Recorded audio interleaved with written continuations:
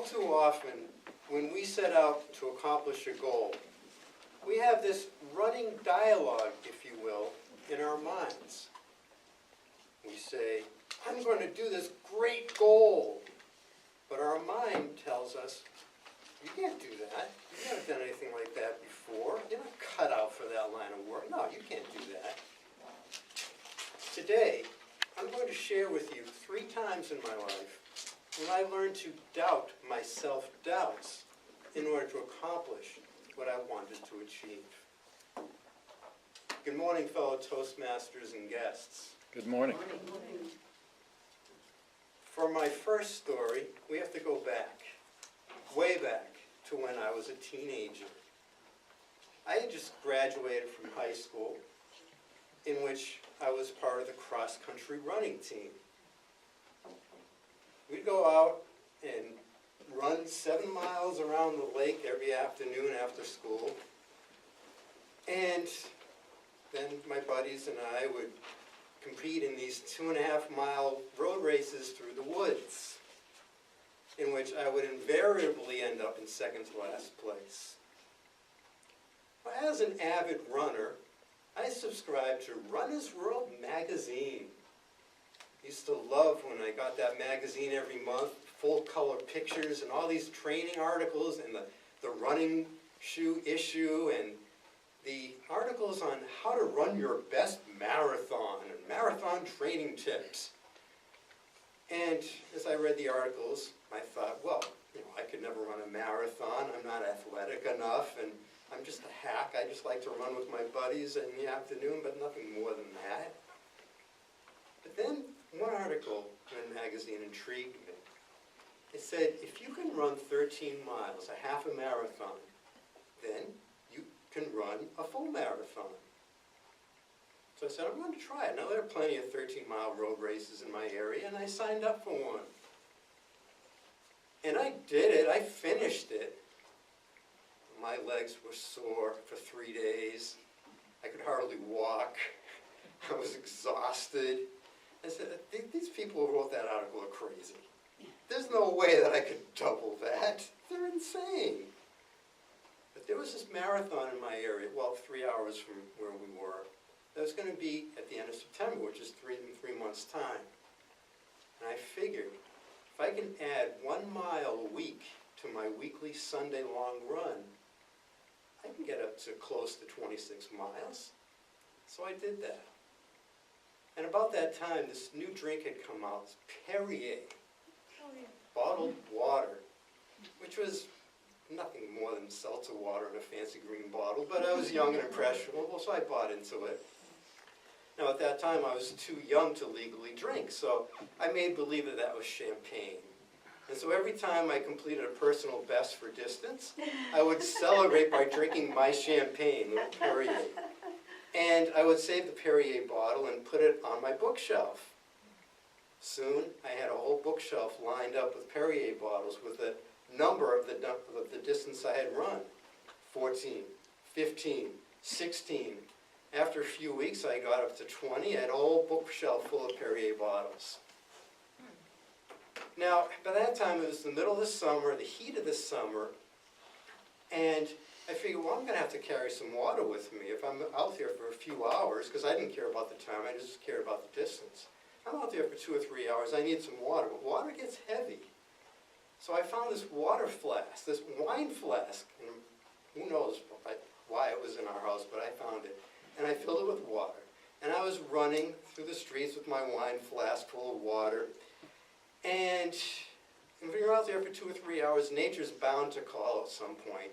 And it did call when I was running by this exclusive Italian restaurant. So here I was, soaking wet with sweat, with my skimpy little running outfit and my wine flask. And I entered, and the maitre d' looked aghast. And I sheepishly said, "Can I use your restroom?" So he whisked me to the bathroom and hung out by the door. So as I finished my business, he whisked me out of the restaurant. And I went on my merry way to complete my 21-mile run. I knew at that point I was ready for the marathon. So finally, it was a cool, crisp fall day. The marathon was up in the Casco Bay area of Maine, just outside of Portland. And it was cold. It was September in Maine, 50 degrees Fahrenheit. Nice, cool day. Perfect for running. It overcast, and they had all the miles marked out perfectly, mile by mile. I kept up an 8-minute mile pace up until about the 20-minute mark, where that just 20-mile mark, where that just kind of flew out the window. I was just lucky to make it, but I made it. I had made it because I had put my self-doubts aside. I doubted my self-doubts. Well, a few weeks later, it was time for me to go to school, and I attended college up in Colby College, which was just maybe like about an hour north of Portland. And 4 years, I graduated with a degree, bachelor's degree in English literature. And I went on, after I graduated, to enlist in the Air Force. Now in the Air Force, like in the military, all of the branches, they have enlisted pay grades, E1 through E9. And since I had college, I went in as an E3. So I was in the Air Force, and my specialty was wideband radio maintenance. We had to work on state-of-the-art equipment that never broke. So I pretty much had a cavalier attitude about my skill training, because I figured, well, the equipment never breaks. I don't really have to know too much about this. And I was stationed at this tiny little NATO air base in the middle of Italy. And there were Army, Air Force, and Navy personnel at the base. So we all just intermingled. Now, I had, as I mentioned, I had this cavalier attitude about the Air Force. After I completed my preventive maintenance inspections every morning, 20 minutes worth, I spent the rest of the day daydreaming about where I planned to go on my next day off, which Italian city I was going to visit. But that attitude all changed when Private Johnson of the United States Army was assigned to be my new roommate. He was gung-ho military all the way.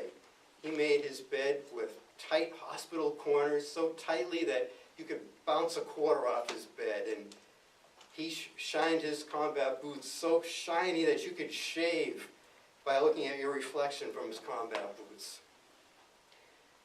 And his obsession, now he was an E3 just as I was, and his obsession was to become an E5 as soon as possible. Well, I figured it'd be humiliating for me to be outranked by my roommate. That just couldn't be. So I had to throw my cavalier attitude about my training out the window and get on board with this gung-ho military attitude, because I wasn't going to let him outrank me. So I had to figure, well, in the Air Force, what do we have to do to become an E5? Well, first thing is you have to be an E4. To do that, there are a series of boxes that you have to check off. One of these was community service. What kind of community do we have here? We're in the middle of nowhere, this tiny NATO base. Turns out there actually was a Boy Scout troop, because the military members have families and they have little kids, and they need a Boy Scout troop, and this troop needed an assistant scout master, and that's where I came in. So this running dialogue in my head. Well, you can't do that. Since when do you like hanging around teenagers? And since when do you like being in the outdoors? You're not an outdoors person. Your idea of a good time is just hanging out in the gym all day or hanging out in the barracks reading a book. You don't like the outdoors. This is crazy. But I did it because I had to. And sure enough, it was miserable, just like I thought it would be. The teenagers were brats, spoiled brats who acted up all the time, and the flies were everywhere. You're trying to eat your food, and these flies were just all over your food. But I did it. Now, these flies actually helped me in the next part to become an E4, because for the next part, you have to go through this interview with this top military brass staring at you. You have to sit at attention while you answer all these tough questions. Now, they only had one slot available at that time for E4, and there were 12 people applying for it. Well, the fly was my friend.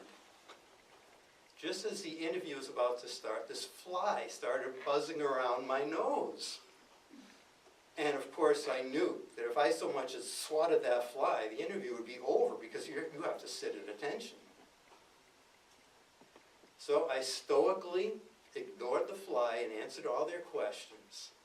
And because of that fly, I'm convinced that I got that slot for E4. So now with E4 under my belt, the next challenge is to go to E5. Now that was a tough one. 2 parts. You have to know military customs and courtesies, and then you have to know the skills, the skilled knowledge test, which tests your knowledge of your career field. Now, skills knowledge test, they give you this big orange book that I had to carry with me wherever I went. And I studied that thing. Carried it on the train every time I went to another part of Italy to visit. I carried that orange book and studied it.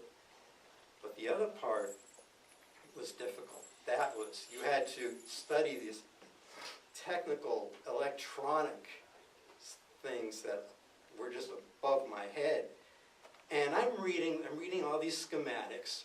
Transistor T1 is coupled with resistor R32, which is linked with transformer T11 and capacitor C12. I'm thinking, oh, this is excruciatingly boring. I'm never going to be able to master this material. But I had to tell myself, this is fascinating. I can't wait to study this material. And after a while, it actually did become pretty interesting because just as like when you're in college, you know, your freshman courses are kind of dull, but then as you get into the upper level courses, it starts to actually get interesting. Same thing happened here. Well, I was halfway through my studies when I was reassigned to Shaw Air Force Base, South Carolina, beautiful Sumter. Some of you may be familiar with Sumter. And I lost track of Private Johnson. Who knows if Private Johnson ever made it to E5, but I didn't care. At that point, I was so obsessed with getting E5 for myself, I didn't care about Private Johnson anymore. It was just about me. So after work, I'd go home to the barracks and eat, and then after work, I'd go back into the office where it was nice and quiet, lock myself in there, and just studied all of it. Studied the schematics and got into it, started learning the material. I was ready for that test. So finally, there's just only one time of the year where they offer that exam, and I took the exam. I was living in the moment. It was just the test and I, just sitting there in the room. That's all I concentrated on, blocked everything else out. I did everything, answered all the questions, and then you had to wait 2 or 3 weeks because this test is being administered all over the world, Air Force people all over the world. And then once they get the results, they have to figure out how many slots they have to open, and then they have to figure out what would be the passing grade, what score did you have to reach. Whatever that passing grade score was, the number of points, or however they figured out the points, I was 1 point better. I made that cutoff by 1 point. E5 was mine because I had learned to doubt my self-doubts. So, for my third story that I'm going to share with you today, we have to fast forward 30 years to when I was a Toastmaster, and I wanted to be a DTM. Now, the first thing you have to do through DTM is you have to serve as a district leader for a year. So I decided, well, I'll be an area director. And my mind is telling me, since when are you a leader? You're the youngest of 3 kids growing up. You don't know anything about leadership. What do you know about leadership? I said, well, I have to be a leader. That's what an area director is. And Toastmasters makes it easy for you because they tell you step by step what you need to do to be a successful area director. It's not so hard. Actually, it was kind of fun because you go to these meetings of all these different clubs in your area, and they treated me like a VIP. There was one club that even took me out to dinner whenever I came there, and we did that, and I'm still in contact with members of that club. We had a good time. I followed step by step everything that Toastmasters says you have to do, and we got the reward for area director of, I was area director of the year. Our area was President's Distinguished Area. I did really well. So that was one thing crossed off my list. Another thing we had to do was, for DTM, is High Performance Leadership Program. And I'd like to thank Edwina and Yolande for helping me out with that. They were gracious enough to sacrifice their time so I could cross that off my list. But the next thing you had to do was probably the toughest. Because that was you had to sponsor a club. Now I figured that would be simple because most clubs charter in 4 to 6 weeks. The lead that I got was the university club. So I'm telling myself, these thoughts in my mind, these self-doubts crept in, telling myself, you were never a salesman. Since when are you going to sell 20 people on the idea of forming a Toastmasters club? And I reminded myself, you remember that time when cell phones first came out in the late 1980s, and I drove all up and down San Diego County trying to sell cell phones, and I didn't make one sale. So that was what Mom was telling me, but I said, I have to do this, so I will do this. So, started off with the university club. Now, the problem with trying to get a university club together is that there's this transient nature of the students. They'll be there for the semester, but then after the semester, they go home to wherever they're from. So they really didn't want to invest in joining a Toastmasters club because they knew they were only going to be there for a few months.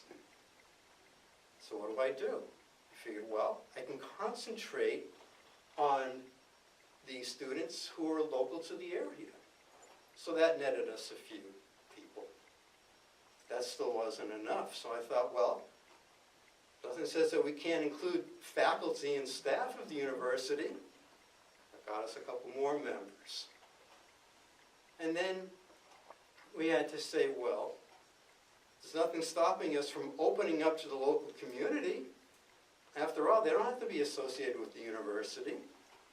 So that gained us a few more members and a few more, but by the time we knew it, after 9 months, we chartered the club, and the DTM award was mine.